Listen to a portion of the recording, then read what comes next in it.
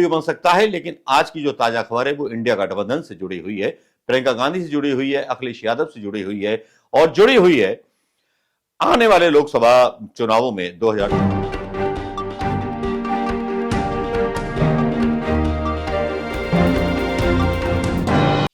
दोस्तों नमस्कार। आज का जमाना कुछ इस तरह हो चला है कि अगर विपक्षी नेता या विपक्ष की पार्टी जब कोई प्रदर्शन करने निकले या आंदोलन करने निकले तो मीडिया का ये स्वभाव बन गया है वो सरकार की जो है चापलूसी करने में और उसको मतलब तेल लगाने में पीछे नहीं रहती। लेकिन जिस तरह पिछले 15 दिनों से पूरे गोदी मीडिया ने और पूरे चैनलों ने हमारे कानों में चीख चीख करके और बड़ी बड़ी डिबेटें आयोजित करके पहले से ही प्रधानमंत्री मोदी जी को 400 पार पहुंचा दिया है, बिना किसी भी फैक्ट चेक के, बिना सरकार से यह सवाल पूछे कि सरकार जी जरा ये बता दीजिए, हजूर आला ये बता दीजिए, सुल्तान आलिया ये बता दीजिए कि आपने जो वादे किए थे क्या वो पूरे किए, क्या लोगों को रोजगार दिया, बेरोजगारों को रोजगार दिया, अगर नहीं दिया तो क्यों नहीं दिया, और मतलब पेपर लीक का जो पेपर लीक हुआ तो क्यों हुआ। मोदी जी तो खुद डूबेंगे, योगी जी को भी ले डूबेंगे।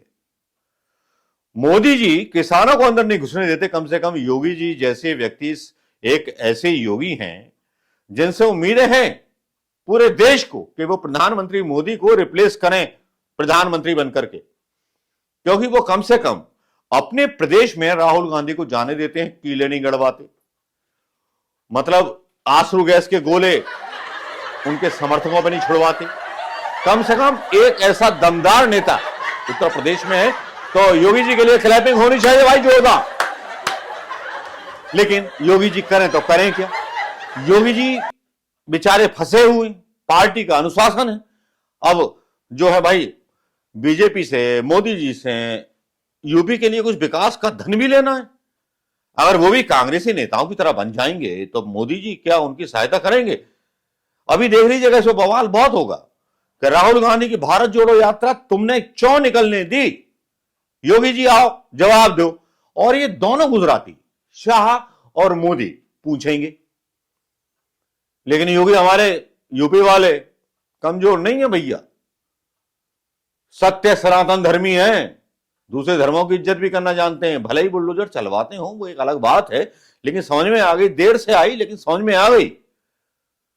पेपर लीक हुआ, घोटाला यार बड़ा बुरा है, कुछ करते हैं, किया, वरना तो मोदी जी तो किसानों की भी नहीं सुनते कि ये लगा दो वो लगा दो, वो इतने डरपोक हैं।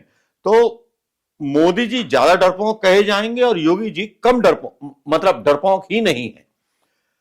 चलिए बात करते हैं उत्तर प्रदेश की ही, जब योगी जी की बात चल रही है, योगी जी के बारे में जितने योगी समर्थक बात करते रहते हैं कि अगले प्रधानमंत्री योगी जी होंगे, क्या वाकई में होंगे, इसके बारे में अलग वीडियो बन सकता है। लेकिन आज की जो ताजा खबर है वो इंडिया गठबंधन से जुड़ी हुई है, प्रियंका गांधी से जुड़ी हुई है, अखिलेश यादव से जुड़ी हुई है और जुड़ी हुई है आने वाले लोकसभा चुनावों में 2000। भाइयों बहनों, जो अब होगा वो देखने वाला होगा, क्योंकि अखिलेश यादव ने भारत जोड़ो यात्रा, भारत न्याय यात्रा को ज्वाइन किया, उसके कुछ वीडियोज सामने आए, कुछ चैनलों पर इसके बारे में बहस चली, तो इतना ही काफी था कि कम से कम ये जो वीडियो आए राहुल गांधी के, इन सब के, जरा ये देख लीजिए। भारत जोड़ो यात्रा में चल रहे कांग्रेस पार्टी के नेता राहुल गांधी जी, श्रीमती प्रियंका गांधी जी यहां पर उपस्थित समाजवादी पार्टी के सभी हमारे नेता कार्यकर्ता,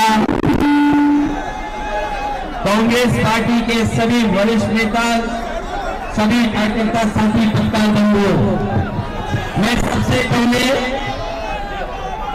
भारत जोड़ो यात्रा में आए हुए सभी दोनों दलों के कार्यकर्ताओं और आम जनता का बहुत बहुत धन्यवाद और आभार प्रकट करना चाहता हूं।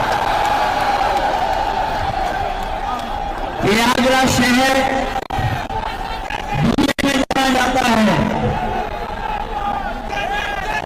मुझे खुशी है इस बात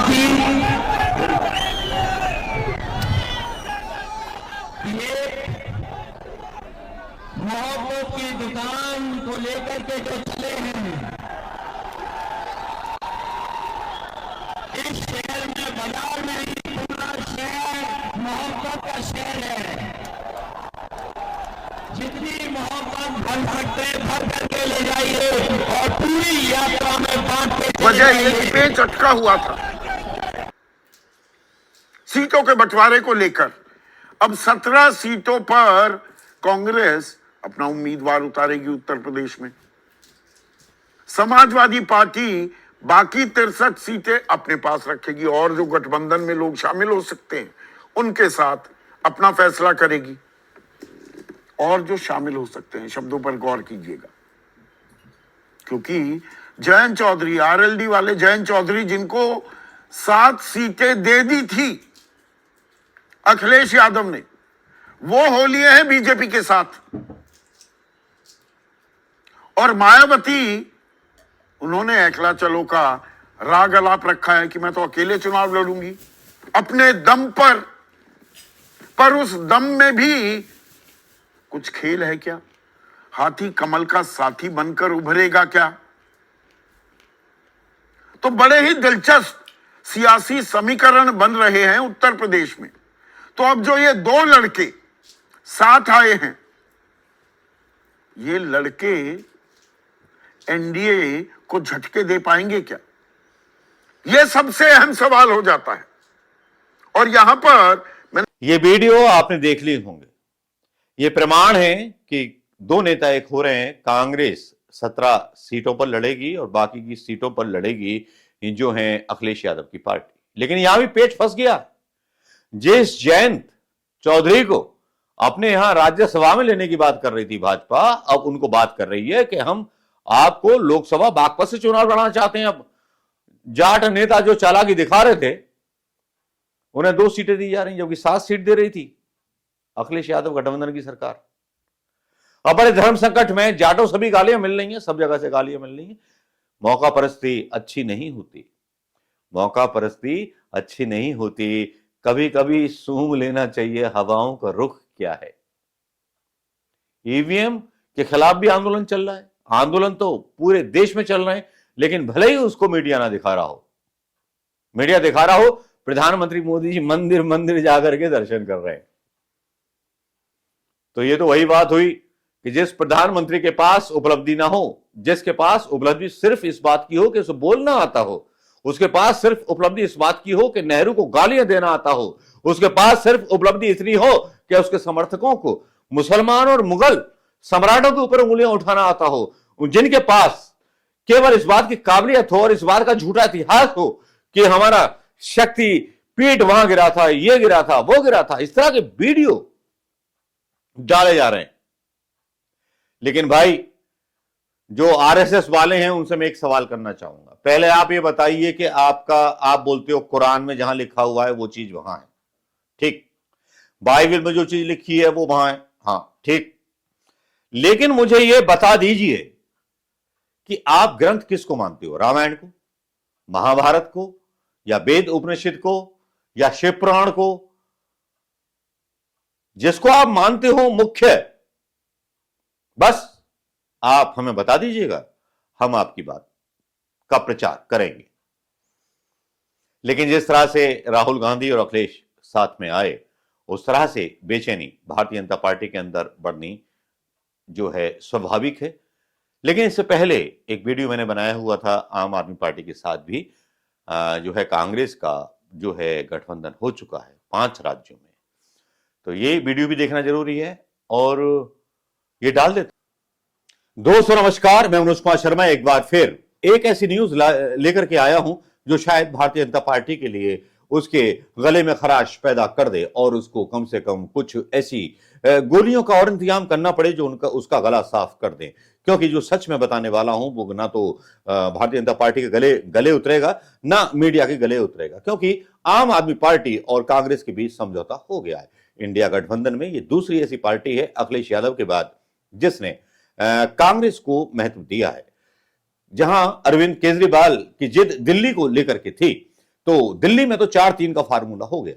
4 सीट पर कांग्रेस लड़ेगी और 3 पर आम आदमी पार्टी लड़ेगी चुनाव, और गुजरात में 2 सीटों पर आम आदमी लड़ेगी और गोवा में सारी सीटों पर कांग्रेस लड़ेगी। और हरियाणा में भी एक सीट पर है क्या, पूरा माजरा खबर पढ़ करके बताता हूं। कांग्रेस और आम आदमी पार्टी ने आगामी लोकसभा चुनाव के लिए शनिवार को सीट बंटवारे की घोषणा की, जिसके तहत दिल्ली में आप 4 और कांग्रेस 3 सीटों पर चुनाव लड़ेगी। कांग्रेस के एक वरिष्ठ नेता ने यह जानकारी दी है। अपने इसके साथ ही आम आदमी पार्टी गुजरात की भरूच और भावनगर सीट तथा हरियाणा के कुरुक्षेत्र लोकसभा सीट पर भी एक सीट पर चुनाव लड़ेगी। कांग्रेस के वरिष्ठ नेता मुकुल वासनिक ने आम आदमी पार्टी के नेता संदीप पाठक, सौरभ भारद्वाज और आतिश के साथ संयुक्त संवाददाता सम्मेलन में सीट बंटवारे की घोषणा की। आम आदमी पार्टी दिल्ली में 4 सीटों पर चुनाव लड़ रही है। सॉरी, जानकारी थोड़ा दुरुस्त कर लूं। उन्होंने कहा कि दिल्ली में आम आदमी पार्टी 4 और कांग्रेस 3 सीटों पर चुनाव लड़ेगी। आप दक्षिण दिल्ली, पश्चिमी दिल्ली, पूर्वी दिल्ली और नई दिल्ली लोकसभा सीट पर उम्मीदवार उतारेगी, जबकि कांग्रेस चांदनी चौक, उत्तर प्रदेश, उत्तर पश्चिम दिल्ली और उत्तर पूर्वी दिल्ली सीट पर चुनाव लड़ेगी। राष्ट्रीय राजधानी में 7 लोकसभा सीटें हैं। पिछले लोकसभा चुनाव में सभी सीटें भारतीय जनता पार्टी ने जीती थी। वासनिक ने कहा, आम आदमी पार्टी गुजरात में भरूच और भावनगर लोकसभा सीटों पर चुनाव लड़ेगी तथा हरियाणा की कुरुक्षेत्र लोकसभा सीट भी आम आदमी पार्टी को दे दी गई है। भरूच जो है अहमद पटेल की परंपरागत सीट थी। यहां पर कांग्रेस के उन्हीं के परिवार के लोग टिकट मांग रहे थे, लेकिन उनकी बेटी ने लिखा कि निराशा हुई, लेकिन हमें वही करना है जो हाईकमान ने बोला है। अहमद पटेल के परिवार ने समर्थन दिया कांग्रेस के निर्णय को। भरूच को लेकर पिछले दिनों दोनों ही दलों में पेच फंसा हुआ था, क्योंकि कांग्रेस के दिग्गज नेता रहे अहमद पटेल के पुत्र फैसल पटेल और पुत्री मुमताज पटेल यह सीट आम आदमी पार्टी को दिए जाने का विरोध कर रही थी। इन सीट पर फैसला और उनके बहन मुमताज कांग्रेस की तरफ से टिकट के दावेदार माने जा रहे थे, लेकिन उन्होंने यहां हैंड्स अप कर दिए हैं। तब यहां पर जो है जिस तरह का गठबंधन आम आदमी पार्टी के साथ हुआ है, वो दिखाता है कि इंडिया गठबंधन में अरविंद केजरीवाल, जहां चंडीगढ़ सीट भी कांग्रेस को दे दी गई है और हरियाणा में भी एक सीट पर आम आदमी पार्टी लड़ेगी और गोवा की दोनों सीटों पर जो है लड़ेगी कांग्रेस। तो इससे लगता है कि एक पॉजिटिव थिंग क्रिएट हो रही है। अब सुनने में आ रहा है कि ममता बनर्जी भी कांग्रेस के साथ गठबंधन करने को तैयार है। आने वाले समय में खबरों का अपडेट क्या होता है क्या नहीं होता है, ये हम आपके साथ शेयर करते रहेंगे दोस्तों।